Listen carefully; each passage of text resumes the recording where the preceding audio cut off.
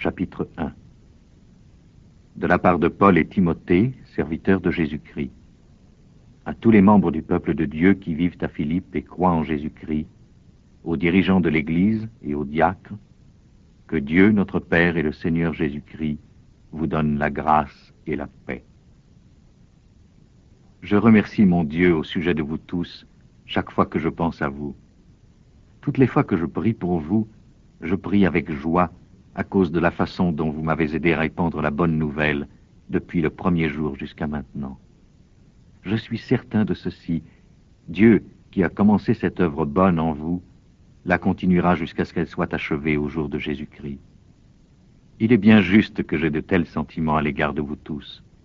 Je vous porte en effet dans mon cœur, car vous avez tous eu part à la faveur que Dieu m'a accordée, soit maintenant que je suis en prison, soit quand j'étais libre de défendre et d'établir fermement la bonne nouvelle.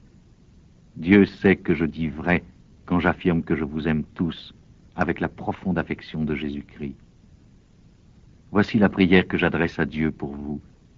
Je demande que votre amour grandisse de plus en plus, qu'il soit enrichi de vraies connaissances et de compréhension parfaite, pour que vous soyez capables de choisir ce qui est bien. Ainsi, vous serez purs et l'on ne pourra rien vous reprocher au jour du Christ. Votre vie sera remplie des actions justes que produit Jésus-Christ, à la gloire et à la louange de Dieu. Frères, je veux que vous le sachiez, ce qui m'est arrivé a contribué en réalité à la progression de la bonne nouvelle. C'est ainsi que toute la garde du palais et tous les autres savent que je suis en prison parce que je sers le Christ. En me voyant en prison, la plupart des frères ont gagné en confiance dans le Seigneur, de sorte que, de plus en plus, ils osent annoncer sans crainte la parole de Dieu. Il est vrai que certains d'entre eux prêchent le Christ par jalousie à mon égard, dans un esprit de dispute, mais d'autres le prêchent dans de bonnes intentions. Ceux-ci agissent par amour, car ils savent que Dieu m'a confié la tâche de défendre la bonne nouvelle. Les autres annoncent le Christ non pas avec sincérité, mais dans un esprit de rivalité. Ils pensent augmenter mes souffrances pendant que je suis en prison. Peu importe. Que leurs intentions soient mauvaises ou sincères, le Christ est de toute façon annoncé, et je m'en réjouis. Je continuerai même à m'en réjouir, car je sais que tout cela tournera à mon salut grâce à vos prières et à l'aide apportée par l'Esprit de Jésus-Christ. En effet, comme je l'attends et l'espère vivement, je n'aurai aucune raison d'être honteux. Au contraire, maintenant comme toujours, je serai plein d'assurance et ainsi je manifesterai la grandeur du Christ par tout mon être, soit en vivant, soit en mourant. Car pour moi, la vie c'est le Christ et la mort est un gain. Mais si en continuant à vivre, je peux encore accomplir une œuvre utile, alors je ne sais pas que choisir. Je me sentirai des deux côtés. Je désire quitter cette vie pour être avec le Christ, ce qui serait bien préférable, mais il est beaucoup plus important à cause de vous que je continue à vivre. Comme je suis certain de cela, je sais que je resterai. Je sais que je demeurerai avec vous tous pour vous aider à progresser et à être joyeux dans la foi. Ainsi, quand je me trouverai de nouveau auprès de vous, vous aurez à cause de moi d'autant plus sujet d'être fiers dans votre vie en Jésus-Christ. Seulement, conduisez-vous d'une façon qui soit en accord avec la bonne nouvelle du Christ. Ainsi que j'aille vous voir ou que je reste absent, je pourrai apprendre que vous demeurez fermes, unis dans une même intention, et que vous combattez ensemble d'un même cœur pour la foi que donne la bonne nouvelle. Ne vous laissez effrayer en rien par vos adversaires. Ce sera pour eux le signe qu'ils vont à la destruction, et pour vous le signe que vous êtes sur la voie du salut. Et cela vient de Dieu. Car Dieu vous a accordé la faveur de servir le Christ, non seulement en croyant en lui, mais encore en souffrant pour lui. Maintenant, vous prenez part au combat avec moi. Ce combat est le même que vous m'avez vu livrer autrefois, et que je livre encore, comme vous le savez.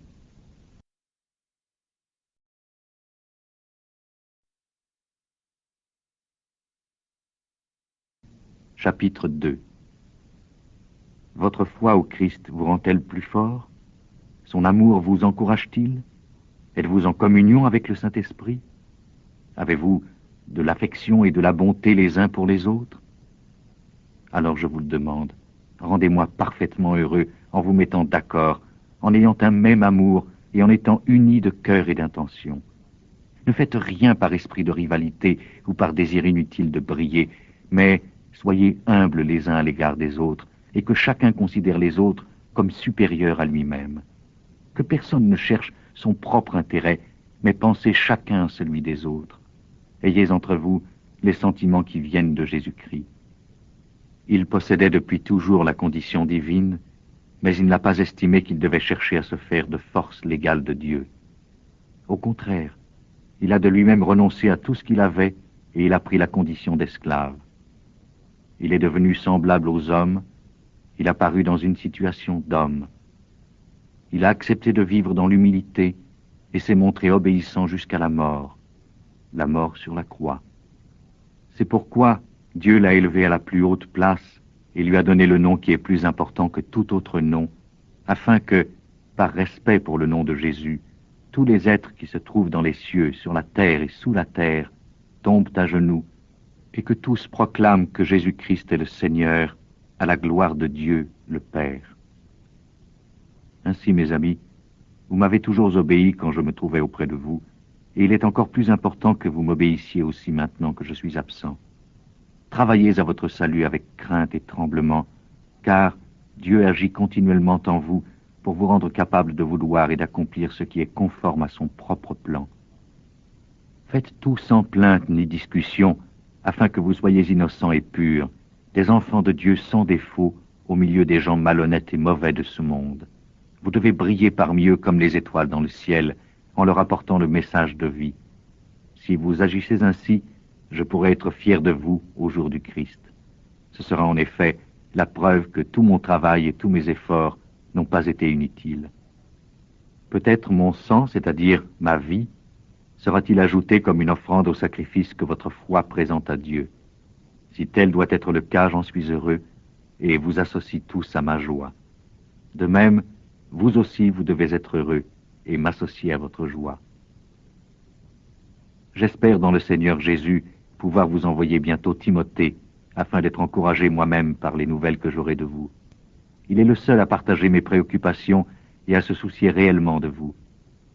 Tous les autres s'inquiètent seulement de leurs affaires personnelles et non de la cause de Jésus-Christ. Vous savez vous-même comment Timothée a donné des preuves de sa fidélité et comment il a travaillé avec moi comme un fils avec son père au service de la bonne nouvelle. J'espère vous l'envoyer dès que je serai au clair sur ma situation et j'ai la certitude dans le Seigneur que j'irai moi-même vous voir bientôt. J'ai estimé nécessaire de vous renvoyer notre frère Épaphrodite, mon compagnon de travail et de combat, lui que vous m'aviez envoyé pour m'apporter l'aide dont j'avais besoin. Il désire beaucoup vous voir tous, et il est très préoccupé parce que vous avez appris qu'il était malade. Il a été malade, en effet, et bien près de mourir. Mais Dieu a eu pitié de lui, et non seulement de lui, mais aussi de moi, pour que je n'éprouve pas une tristesse encore plus grande. Je me sens donc d'autant plus pressé de vous l'envoyer, afin que vous soyez de nouveau joyeux quand vous le verrez, et que ma propre tristesse disparaisse. Ainsi, recevez-le avec une joie entière, comme un frère dans le Seigneur. Vous devez manifester du respect à des hommes tels que lui, car il a été près de mourir pour l'œuvre du Christ. Il a risqué sa vie pour m'apporter l'aide que vous ne pouviez pas m'apporter vous-même.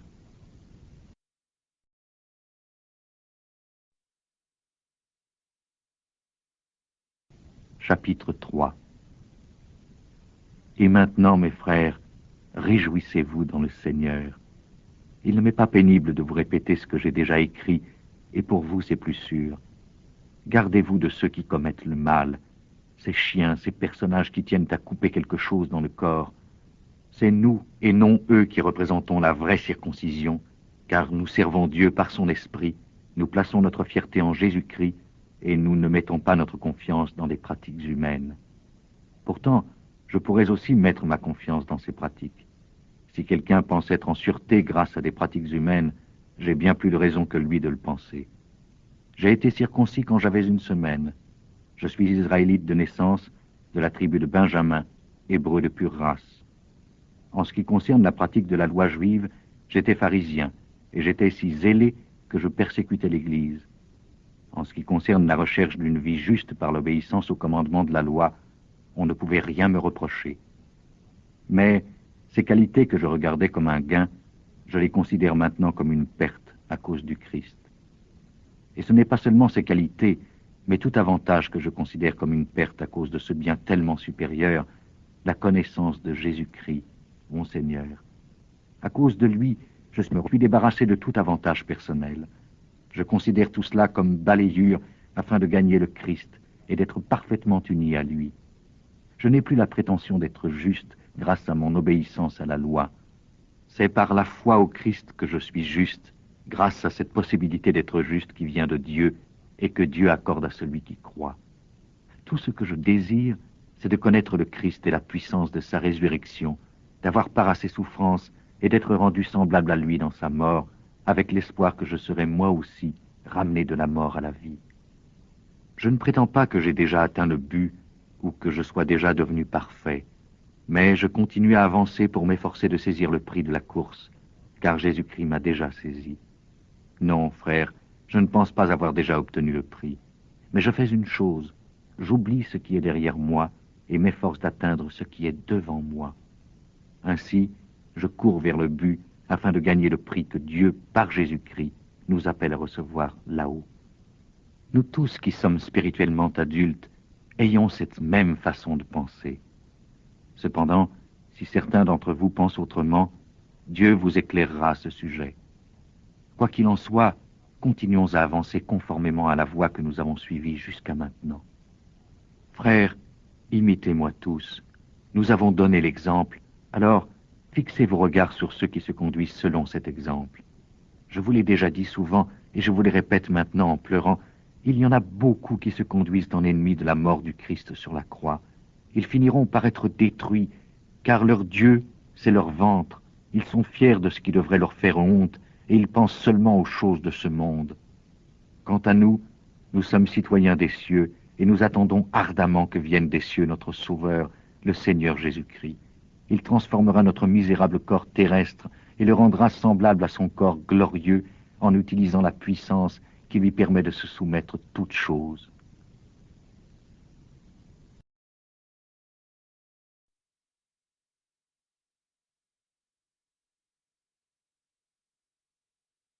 Chapitre 4.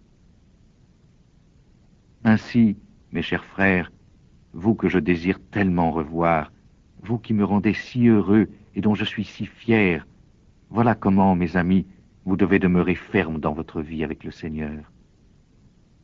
Évodie et Saint-Tiche, je vous en prie, je vous en supplie, mettez-vous d'accord comme des sœurs dans le Seigneur. Et toi aussi, mon fidèle collègue, je te demande de les aider. Elles ont en effet combattu avec moi pour répandre la bonne nouvelle, ainsi qu'avec Clément et tous mes autres compagnons de travail, dont les noms se trouvent dans le livre de la vie. Réjouissez-vous toujours dans le Seigneur, je le répète, réjouissez-vous. Manifestez de la douceur envers tous. Le Seigneur viendra bientôt.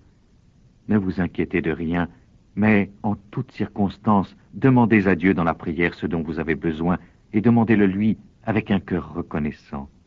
Et la paix de Dieu, qui dépasse tout ce que l'homme peut comprendre, gardera vos cœurs et vos esprits en Jésus-Christ. Enfin, frères, portez toute votre attention sur ce qui est bon et digne de louange, sur tout ce qui est vrai, respectable, juste, pur, agréable et honorable. Mettez en pratique ce que vous avez appris et reçu de moi, ce que vous m'avez entendu dire et vu faire. Et le Dieu qui nous donne la paix sera avec vous. J'ai éprouvé une grande joie dans le Seigneur. Vous avez enfin eu la possibilité de manifester de nouveau votre intérêt pour moi. Je ne veux pas dire que vous aviez cessé de vous soucier de moi, mais vous n'aviez pas l'occasion de me le montrer. Et je ne parle pas ainsi parce que je suis dans le besoin. J'ai en effet appris à me contenter de ce que j'ai. Je sais vivre dans la pauvreté et je sais vivre dans l'abondance. J'ai appris à être satisfait partout et dans toutes les circonstances, que j'ai assez à manger ou que j'ai faim, que j'ai trop ou que je n'ai pas assez. Je peux faire face à toutes ces situations grâce au Christ qui me fortifie. Cependant, vous avez bien fait de prendre part à mes difficultés. Vous le savez bien vous-même, Philippiens, quand j'ai quitté la Macédoine, à l'époque où l'on commençait à annoncer la bonne nouvelle, vous avez été la seule Église à m'aider. Vous avez été les seuls à prendre part à mes profits et pertes. Déjà, quand j'étais à Thessalonique, vous m'avez envoyé plus d'une fois l'aide dont j'avais besoin. Ce n'est pas que je cherche simplement à recevoir des dons, mais je désire qu'un bénéfice soit ajouté à votre compte. J'ai donc reçu tout ce que vous m'avez envoyé, et c'est plus que suffisant. Maintenant qu'Épaphrodite m'a apporté vos dons, je dispose de tout le nécessaire. Vos dons sont comme une offrande d'agréable odeur, un sacrifice que Dieu accepte et qui lui plaît. Mon Dieu pourvoira à tous vos besoins selon sa magnifique richesse en Jésus-Christ. À Dieu notre Père soit la gloire pour toujours. Amen. Saluez en Jésus-Christ tous les membres du peuple de Dieu. Les frères qui sont avec moi vous adressent leurs salutations. Tous les membres du peuple de Dieu qui sont ici, et spécialement ceux du palais de l'empereur, vous adressent leurs salutations. Que la grâce du Seigneur Jésus-Christ soit avec vous tous.